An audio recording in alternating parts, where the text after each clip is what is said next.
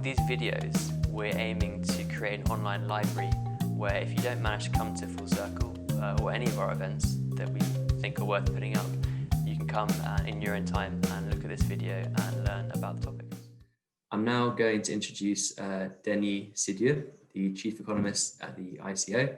I hope I didn't do a bad job on the pronunciation there, Denis, but just want to say we're very much looking forward to what you have to say, and over to you.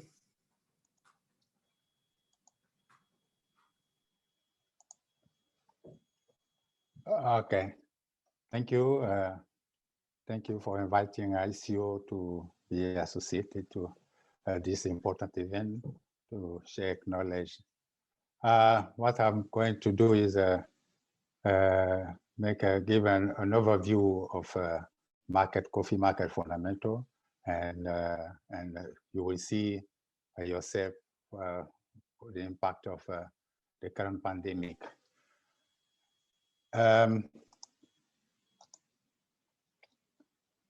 To have a common ground in order to assess the situation, we need to agree on the key factor that may impact coffee sector during this COVID-19 pandemic. The health crisis have an impact on labor shortage in supply side due to social distancing also. And what you can see from the supply side is either harvest affected or disrupted, transport for post-harvest operation. There's also investment and the overall economic viability of coffee production in coffee growing area. The other aspect is the trade. Do we notice any impact on the trade due to logistic problem or price or transport freight with the social distancing that may delay in services, and also some measure may be affecting the whole trade, particularly the availability of container for the transport, movement of the good. Then the other side of the coin is also recession. This recession has an impact on the demand. Consumer purchasing power has been affected. The lockdown has probably affected the HoReCa sector, hotel, restaurant, and cafes. So overall impact on demand. Do we notice a reduction of demand in the way we consume coffee out of home or at home? What type of coffee? So those are factors we can be looking at to be able to assess the situation, the real situation, the real impact of the COVID. But what I'm going to do is I'm not going to analyze each aspect of those factors, but I'm going to present what has been or what is the movement of the fundamental, as you asked me, supply and demand. So let's start with the price. Here is the ICO composite indicator price, which is an average of all the price of all 4 types of coffee. So we start with the long series to have a view on what was there, what happened before, and what is happening. So, and to be more specific, we use how the price of the 4 groups of coffee behave other miles, Colombian mile and Brazilian natural and Robusta. We'll look at more closely to see the last period, the last coffee year, the 3 coffee year. The first one before COVID was declared as a pandemic. Coffee year, October 2018 and 2019. Then the one when COVID was declared, this is October 19 to September 20. This is the first coffee year of COVID. Then we are now in the middle of the second year of a coffee year of a COVID. So you can see the prices move as usual before the COVID, but we have to know that before all this, coffee price were already going down. That was a crisis, a low price crisis that started back November 2016. So the coffee producing country were already in a low price crisis. Then the COVID came to aggravate the situation. However, the first year, coffee year of the COVID, price were continue to be reduced. But the second year, the one we are in now, that started last October, I think we are seeing a bit of recovery in the market. So, and the same movement we can observe in a specific group like a Colombian mile and the other mile are the two on the top, then Brazilian natural and Robusta. Hello, what was the main element we observed at during the first coffee year of the COVID, which is October 2019, September 2020? We noticed increased volatility at that period. Here it's the volatility measure as in the future prices and the future market and spot price. But to be more specific, we look at how the rolling 30-day volatility of ICO composite price behave. So you can see from the day, the time, the month,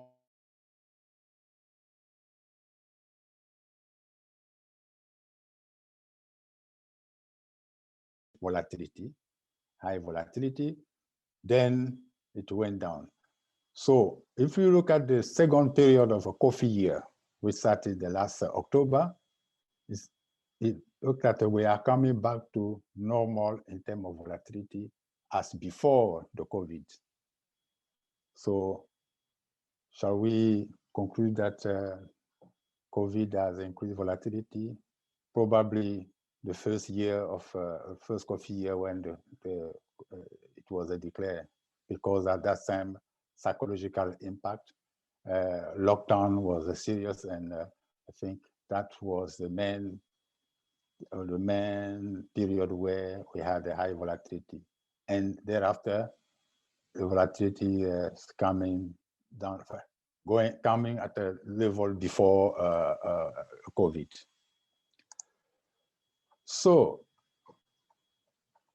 we also look at the production, the movement of world production, and over the last 10 years or so, production went decreased a bit in the first year of a COVID, first coffee year of COVID. Because when I mentioned coffee year of COVID, so the ICO coffee year starts from October to September. So from October 2019 to September 2020, production compared to the previous coffee year, production went a little bit down. But in coffee year, the one we are in now, the production seems to recover relatively. If you can, here is export. We have also to see whether the pandemic has had an impact on coffee moving from producing to importing countries. And again, there was a reduction. This is a monthly export by all producing countries, and we aggregate. So the monthly export during the first, mainly from March, February, March, the export was went down, but thereafter it went up, and the current coffee year, October 2020, we note an increase of consumption. So this is the first assessment, because the data on export received from countries, and sometimes we mainly for the last month, April, we need to wait another month to be able to make some correction, because some country delay providing data. But what we have to know is export is now going back to its normal level and increasing. And you can see from also from the current price movement, as price going up compared to the period where the period of where coffee price for producing country coffee price was very low, and it was a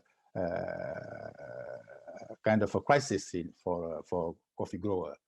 As we mentioned in our last market report, is a sign of a price recovery.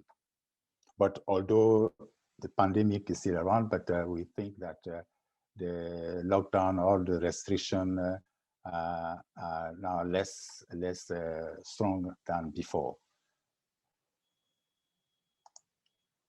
So to be able to also to assess the situation, we took monthly export from different coffee year. Coffee year before the pandemic and coffee year after the pandemic, but we noticed the same, more or less the same movement. This is so the long range, 6-year range, and also compared to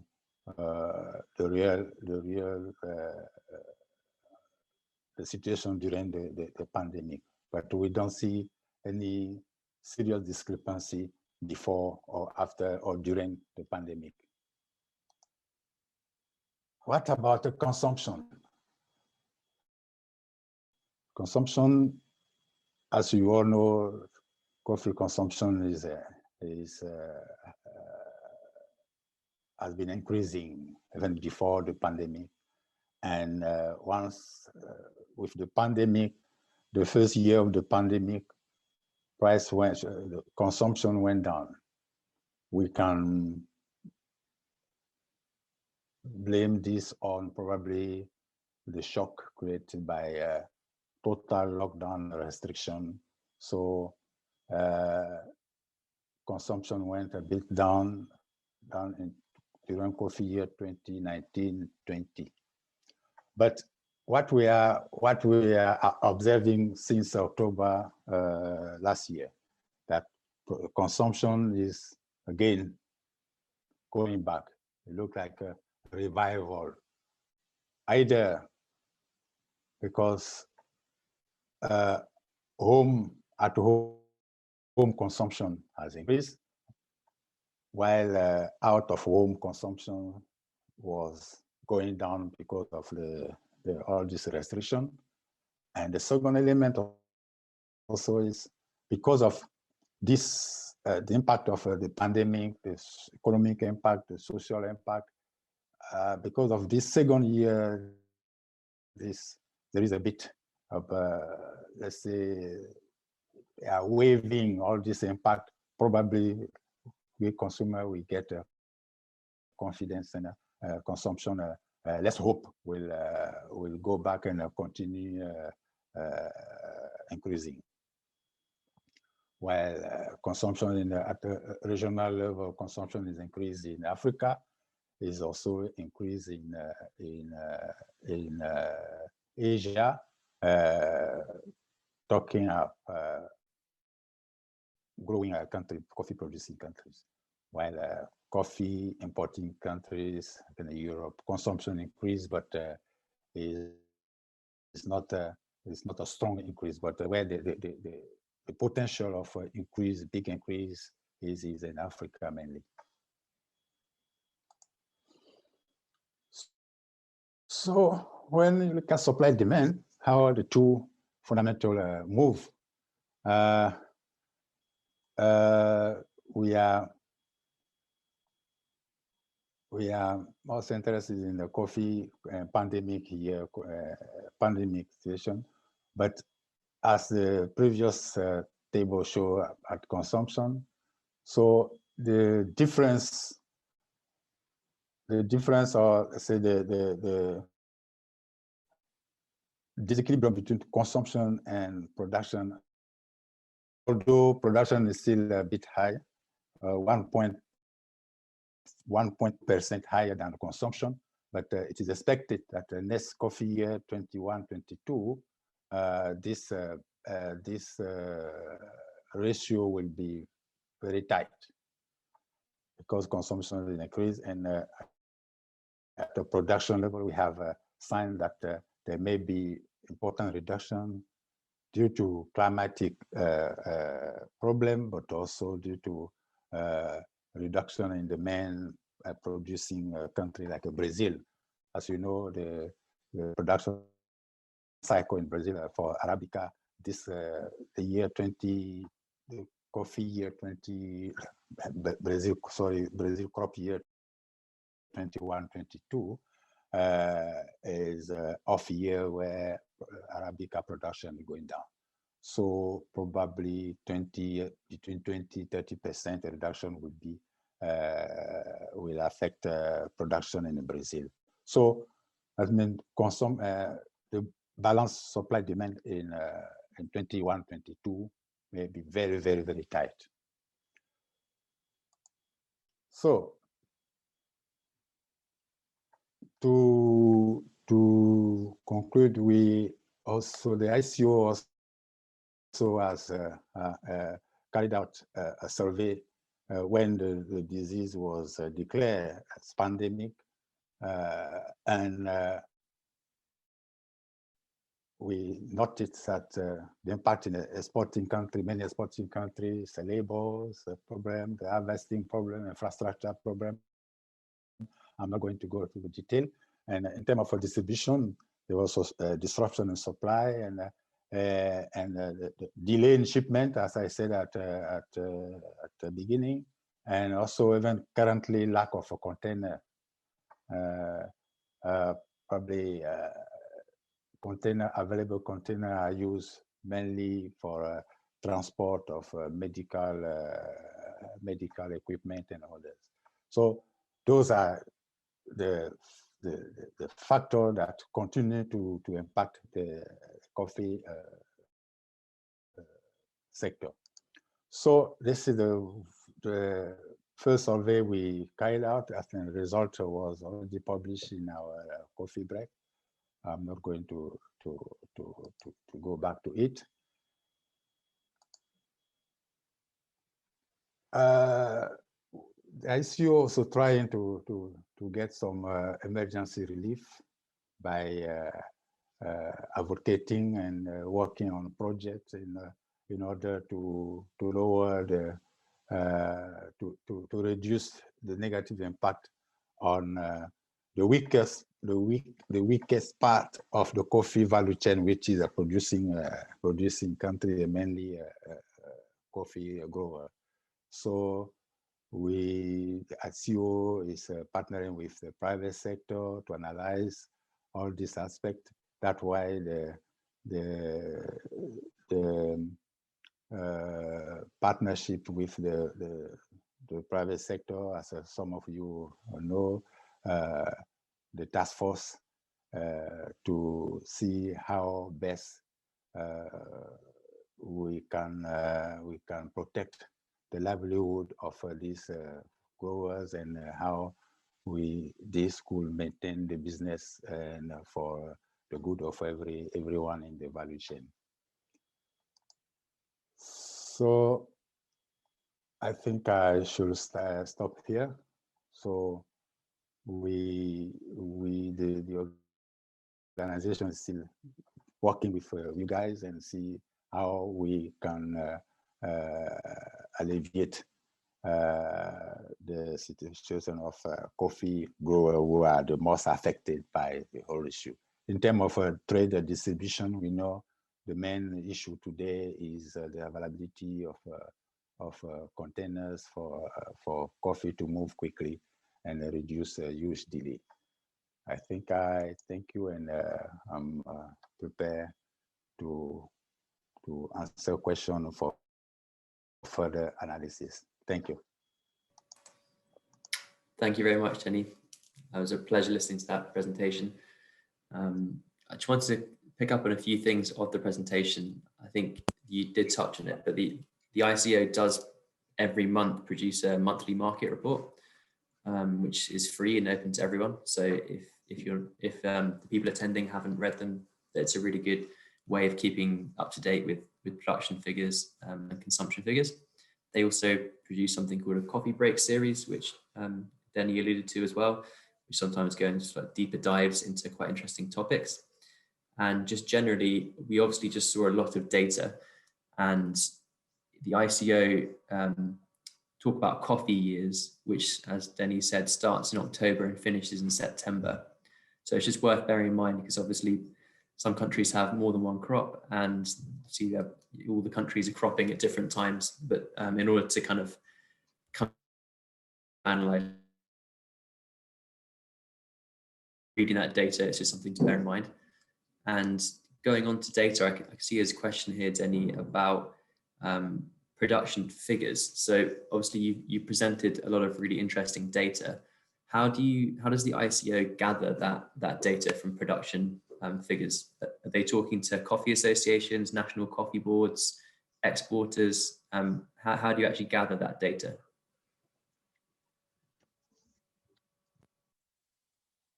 Yes.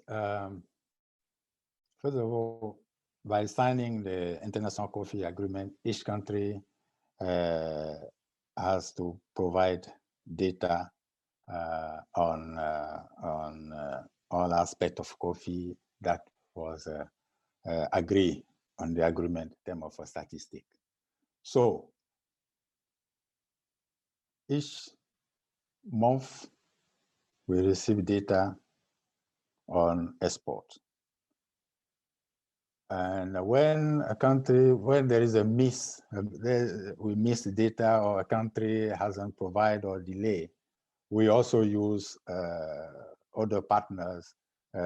We use also the European statistic database and others until the country come out with a figure. But generally, the figure we receive from other partners not too different from the one producer country provides. Where there is a discrepancy, we draw the attention. We try to approach the country and make sure that we are on right path. But it's not easy to get always data. As you know, coffee producing countries are too many. It's not like cocoa where a few countries. So, and the ICO resources in terms of staff is also a challenge. But we managed to get maximum data as we could, and also with the support, the assistance of other institutions, as I mentioned, like the European Union and also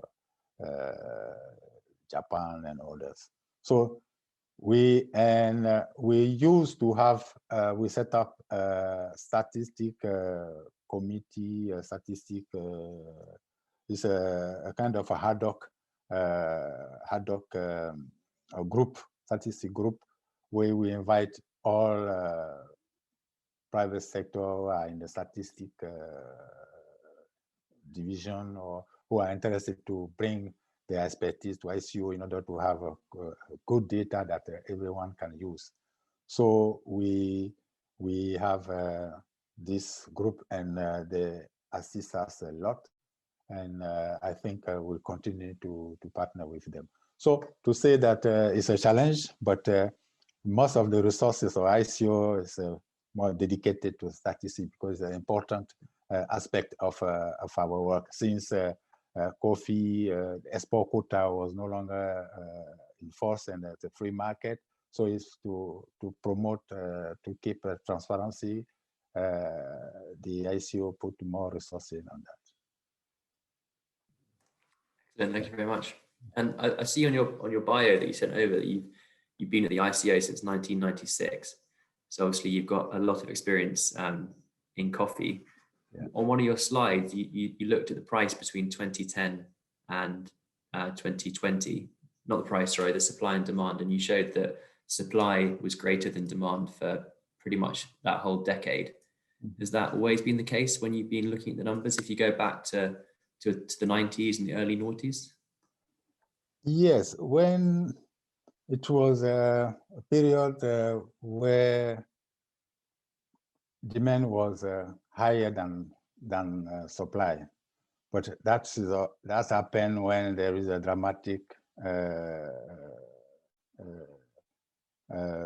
dramatic reduction in production due to climate. Most of the time is due to climatic problem.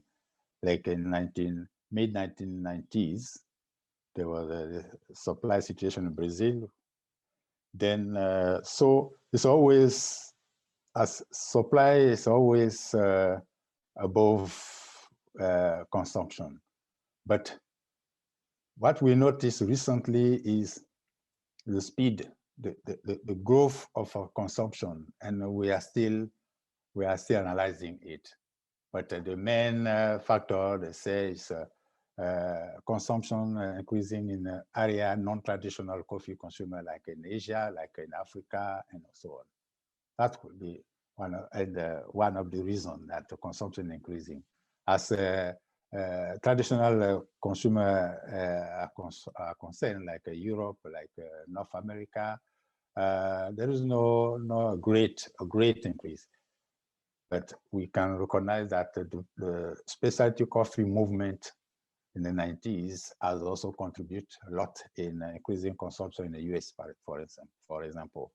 But in the long run, we can see it's a rare consumption be above production. But when it comes, but also it's either it can last 1-2 years, then we go back to the normal situation where I think the main point that can be impacting price is the level of this oversupply compared to consumption.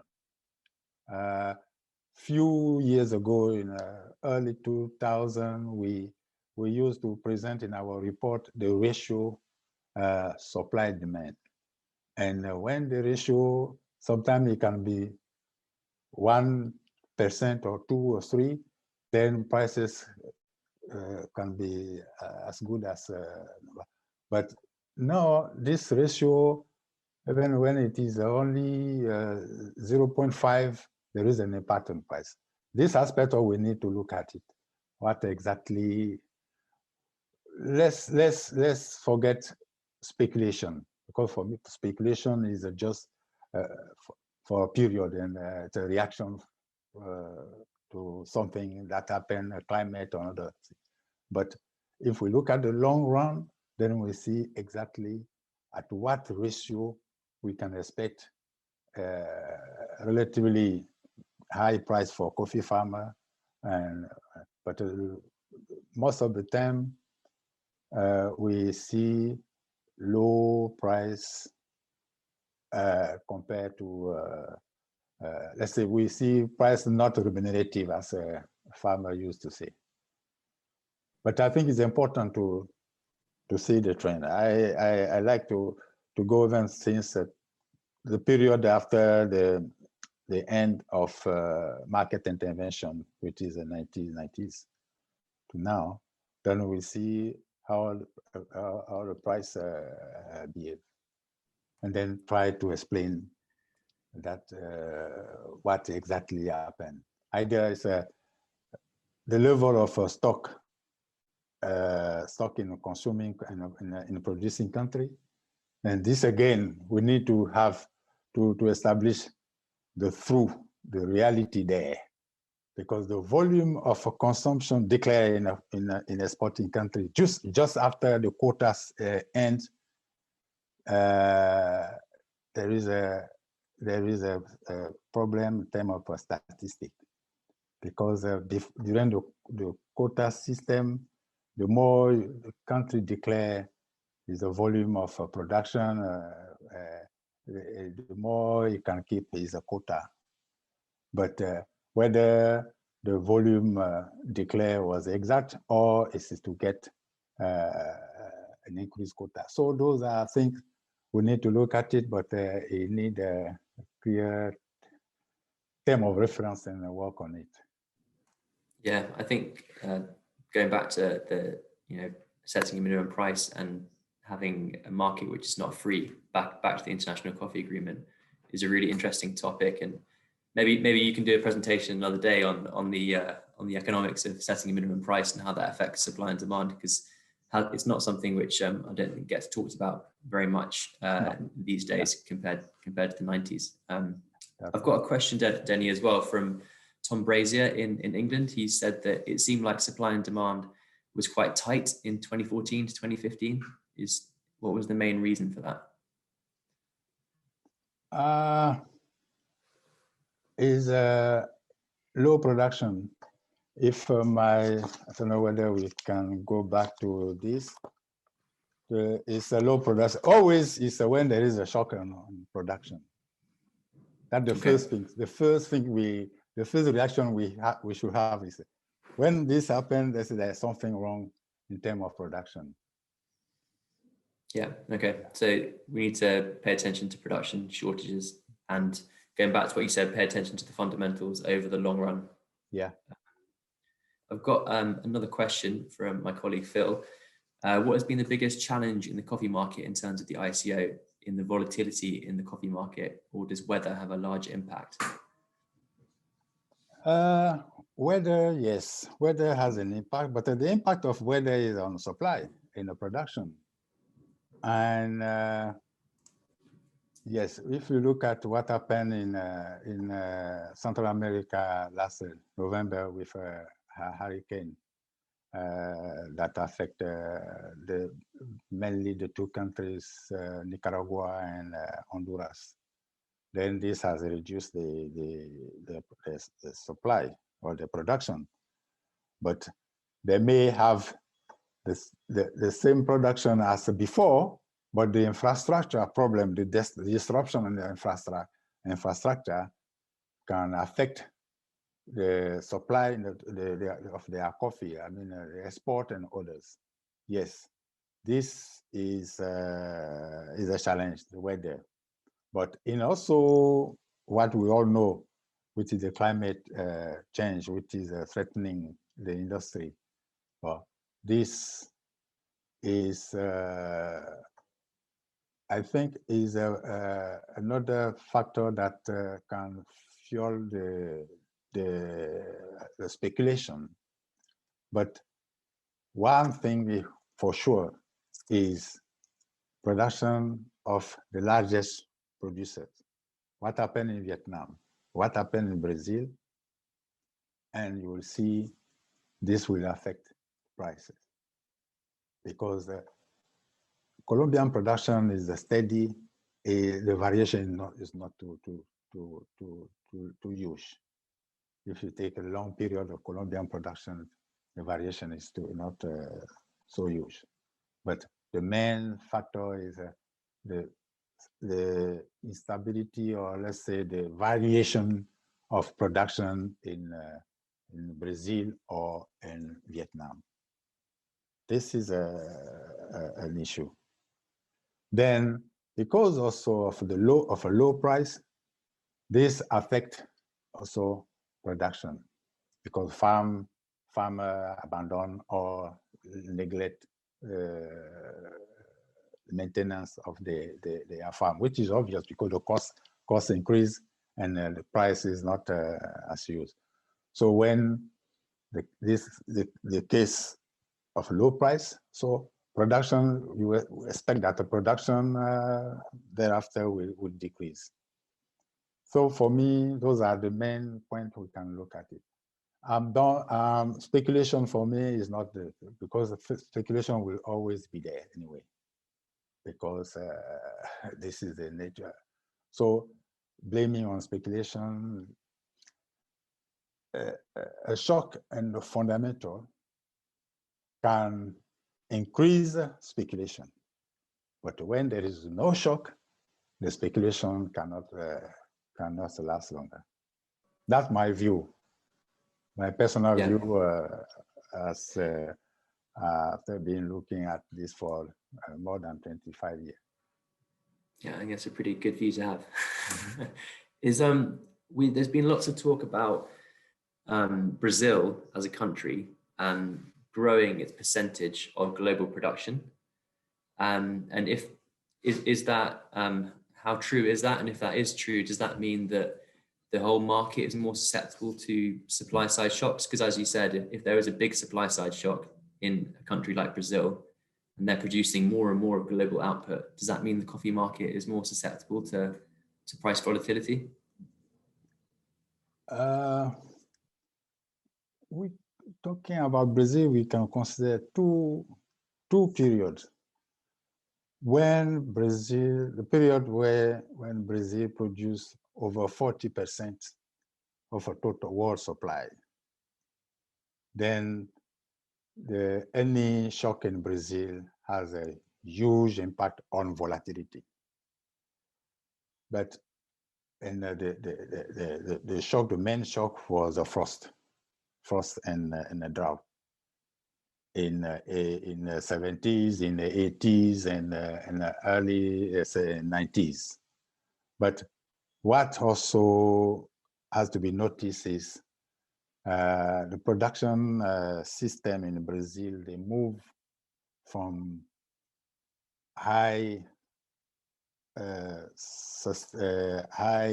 area of a high possibility to be affected by frost. They move to less affected area.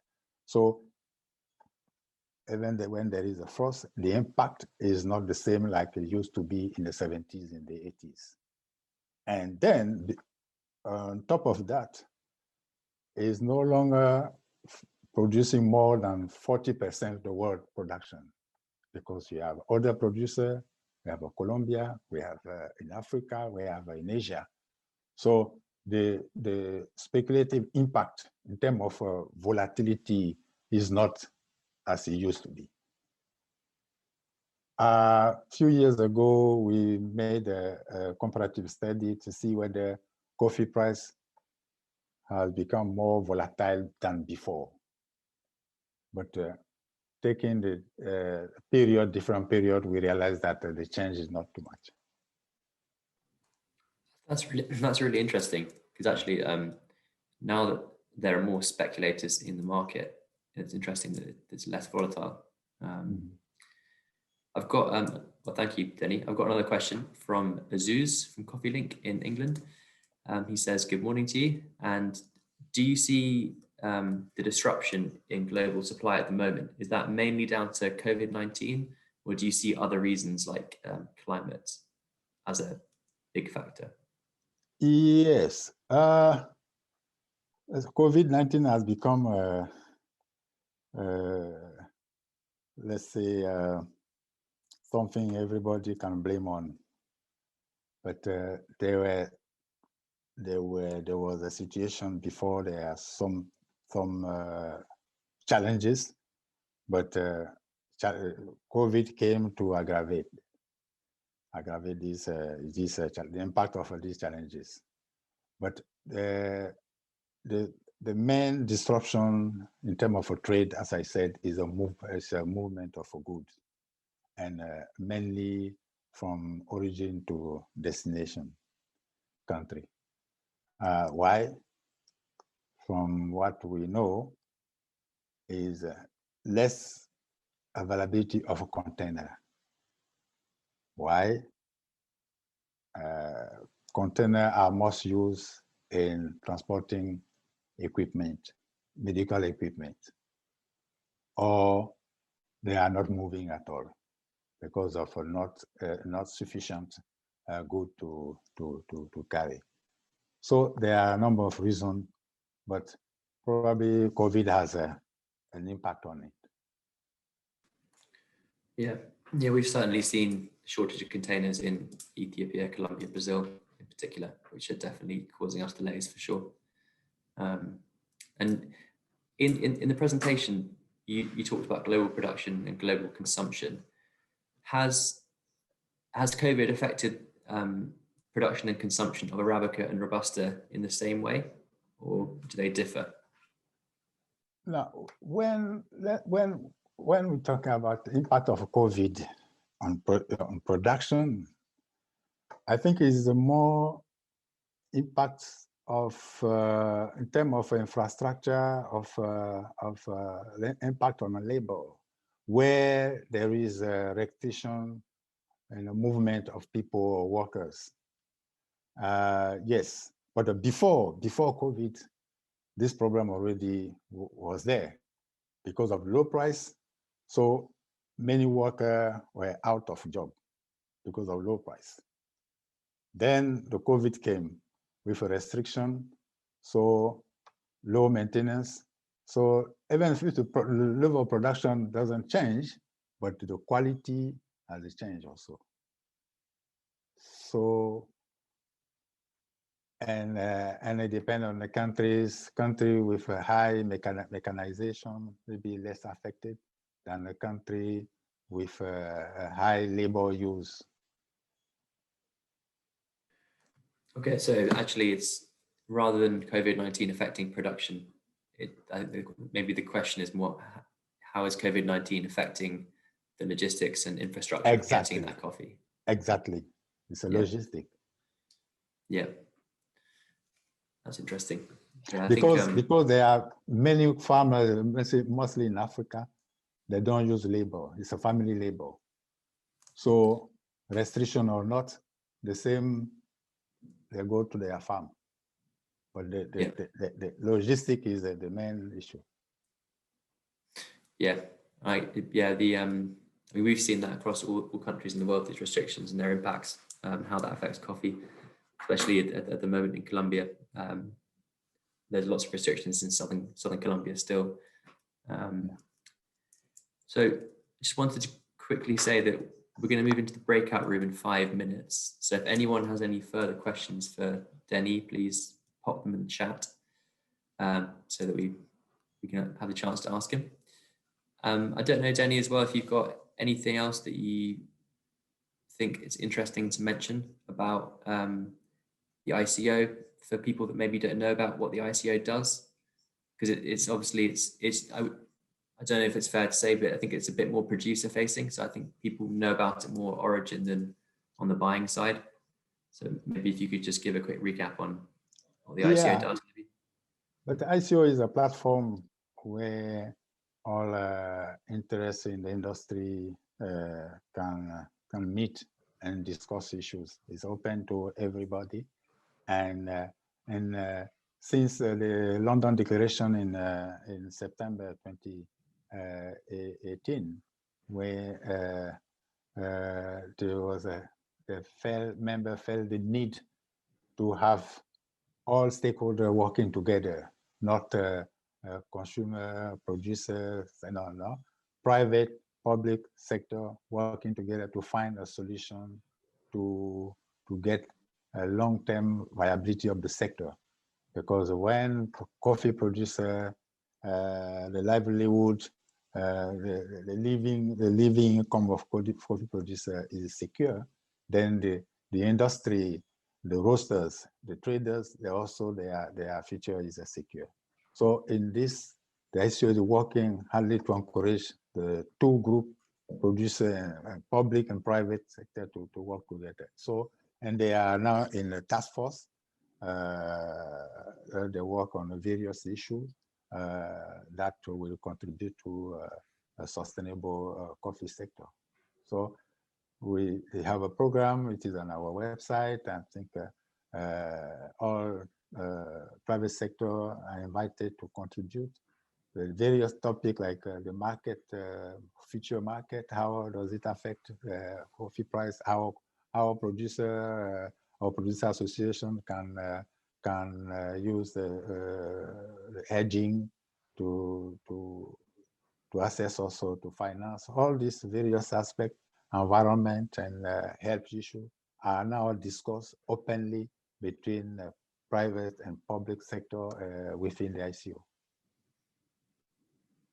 Brilliant. Well, thank you very much for the recap. And I think it's time to move into the breakout rooms. So just want to say thank you very much, Denis. It was a really fascinating talk. Thank you for supporting the event. And yeah, hopefully, I think we've got a topic for our next talk from you, which is talking about the International Coffee Agreement and the pros and cons of minimum pricing, if you're up for it. Okay. I won't put you on the spot now, but it sounds good. So yeah, I will sign off, and thank you very much, Denis. Thank you.